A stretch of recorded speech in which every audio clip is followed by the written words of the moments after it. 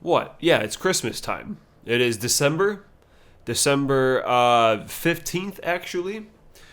And today we're going to be talking about all of the 2024 albums that I have happened to have listened to. And, I'm on a budget, so I have to switch over to this new internet called Dial-Up. So, I don't know when this video is going to be uploaded. It might take a bit, so whenever it posts, that's probably about 2 or 3 weeks after I'm shooting this. So I'm not late. Okay, so I heard 17 records. These are the albums that I'm going to be talking about today.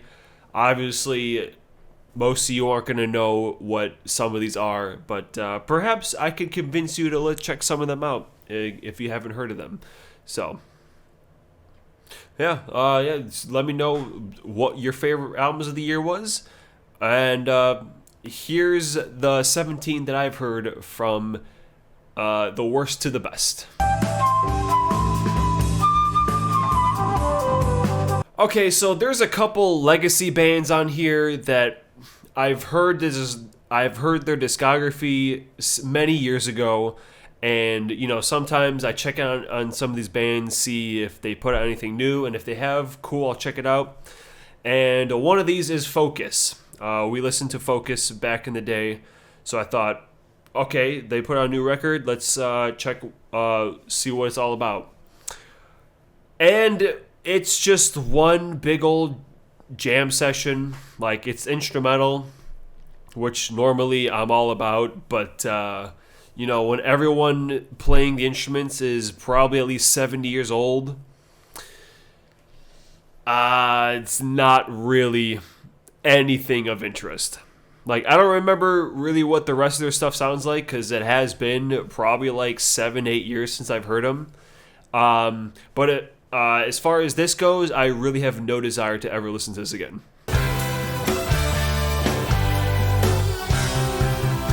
And along those same lines, we have Nektar's Mission to Mars. And yeah, it's pretty much what I expected. Old guy prog. Like, the title track was decent, but everything else is just so uninteresting. And because I do remember liking Nektar. Someone gave me one of their records at some point, and I liked it because I remember I was like, yeah, Nektar, that was a good band. But as far as their new stuff goes, nothing to write home about.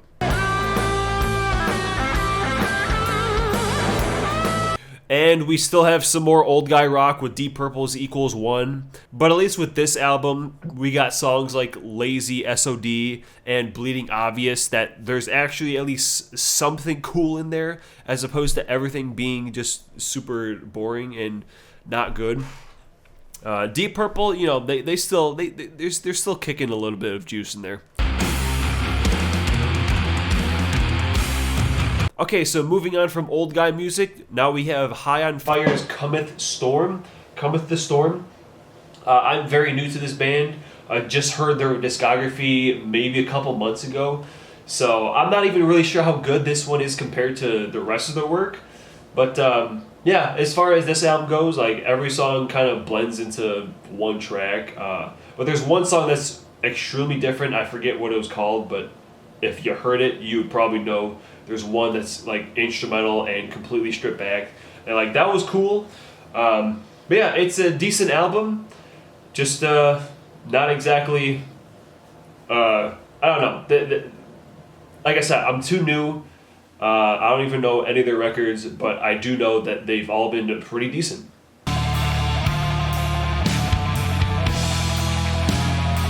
Alright, here's a band that I know none of you have heard of. Colt Icons' Black Iron Prison. And this is here because they're a fellow post-rock band that liked our band page.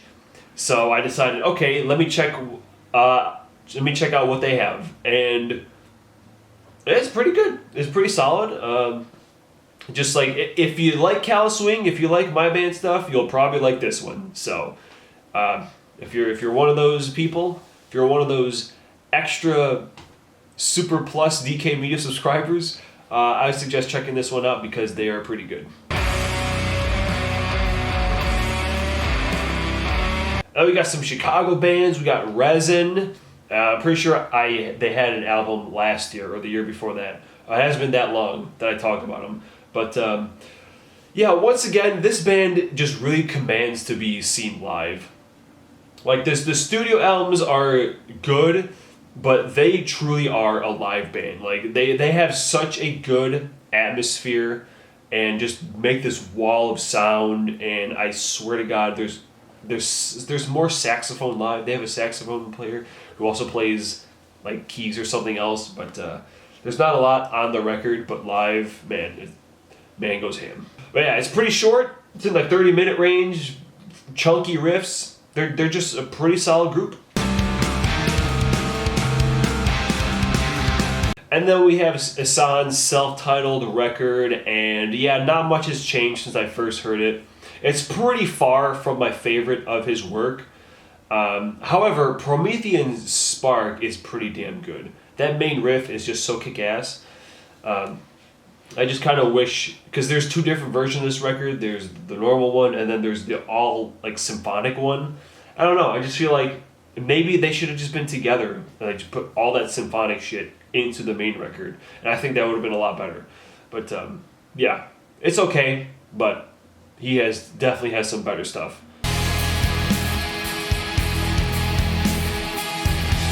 Alright, so after I already made all the title cards, I realized that I forgot this record, so we're going to just pop it right into this number 10 spot. Everything else just bump back one. That's why it started with 16, not 17. So yeah, I just didn't feel like redoing the other ones because I didn't feel like it. Sue me.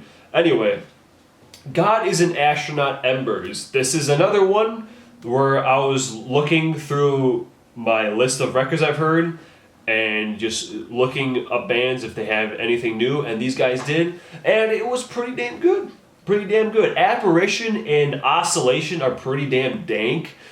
Like, most of their clean stuff, except the last song, Hourglass, that was a really good one. I'm pretty meh on their clean stuff, but like, yeah, I mean, you can never really go wrong with post-rock.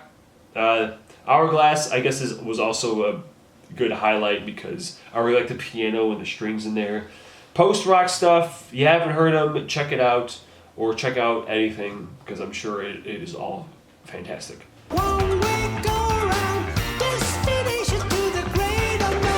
Jon Anderson returns with one of the worst goddamn artworks I have ever seen in my life, with his record True, and I heard a lot of buzz about this album, and basically what everyone was saying was, man, this is just, we all wish Yes just sounded like this, because he's just outdoing them, because I guess he's got a bunch of young cats. I mean, I don't know what his band looks like, but they're sure a lot more fun than dumbass John Davidson and crew. So, and it's like, even John, he has such a way with what he does, because there's like super corny ass songs like Thank God that if anyone else was singing it, it would make me want to die. Like if Yes put out that song with John Davidson singing that song, that would be like one of the worst Yes songs. But because Jon Anderson singing it, it was really nice. It did not make me want to die. And yeah, it is pretty true to what he used to do, and making good old prog a lot better than some of his other former bandmates. Returning once again, we have Lizzy McAlpine's Older, the first of 3 records on this list that I got to see played live. So that definitely helps. This was my friend Nick's suggestion to me on the last Rank Your Albums, and because it was a 2024 album, we have to talk about it again. And yeah, it's still pretty solid if you're watching it. Come Down Soon I still really like. The song Falling had those flutes that were pretty goofy, but it was pretty fun. Broken Glass was a solid song too. I really liked the strings in that. How it actually kind of got heavier, you know, as heavy as it could possibly go on this record. Realistically, the only thing holding me back from this album are the diary lyrics. Like, even on Come Down Soon, it's like, I told you this, and then you told me that, and then we got together, and you kissed me on the cheek, and then we sang and danced, and then, you know, it's like lyrics that are straight out of a diary. Like, I think those are just so goofy, and I can't take it seriously. But, yeah, everything else, pretty good. Anciients, Beyond the Reach of the Sun. These guys are just solid, man. You know, like, nothing really mind-blowing, but definitely worth keeping an ear on. Like, there's plenty of nice, heavy moments throughout it. The guy's got a great voice, too, which is a major plus. This is, I guess, like a newer band that I checked out, what was it, Heart of Oak. This was, I just found them through Spotify. They had this song, Raise the Sun, I think it was called, that I really, really liked. So, yeah, I thought, yeah, let's check out their new album, and, yeah, pretty good stuff. Like, just solid, like, modern prog metal, I guess.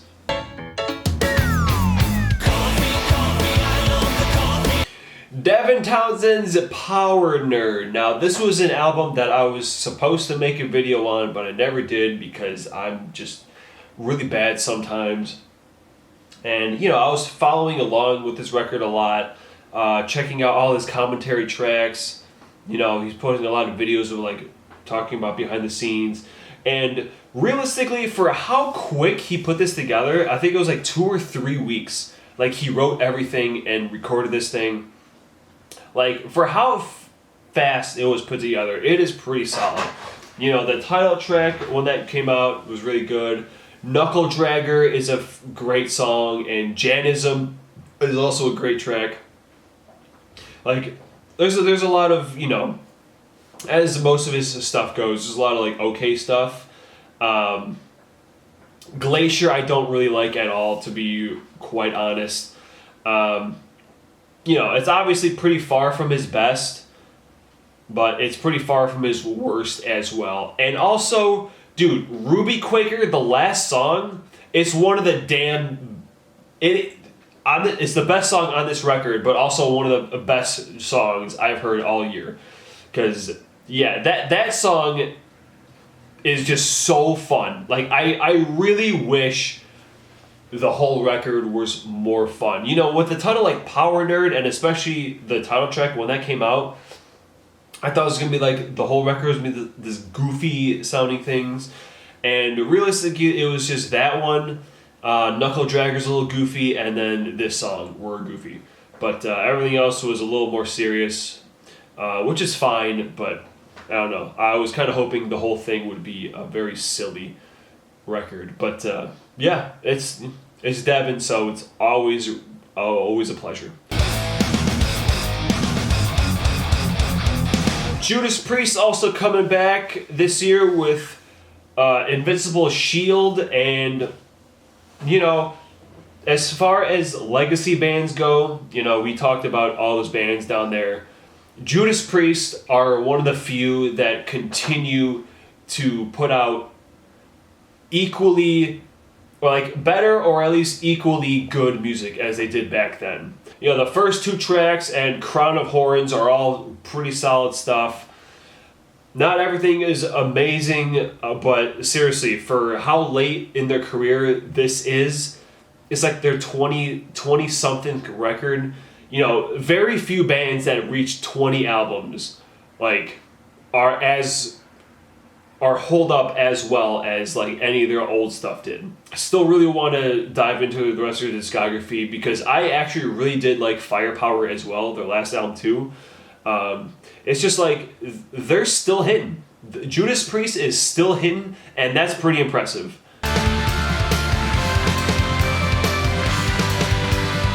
Well, Opeth's Last Will and Testament we talked about last time on the show, so it hasn't been that long.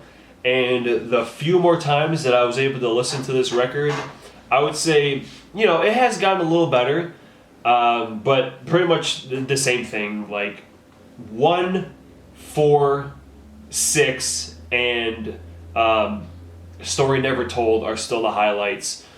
A lot of good moments all throughout the record too, and really the idea and the concept behind this record is definitely, I think, the best part of the album, because it's such a banger of an idea, and it's still chaotic. It still reads like, it still plays like you're just losing your mind over it. Yeah, there's a lot of changes happening all the time, so it's hard to find like a really solid rhythm, because a lot of their older records, occasionally you have some songs where there's like one riff and they play it for like 2 minutes.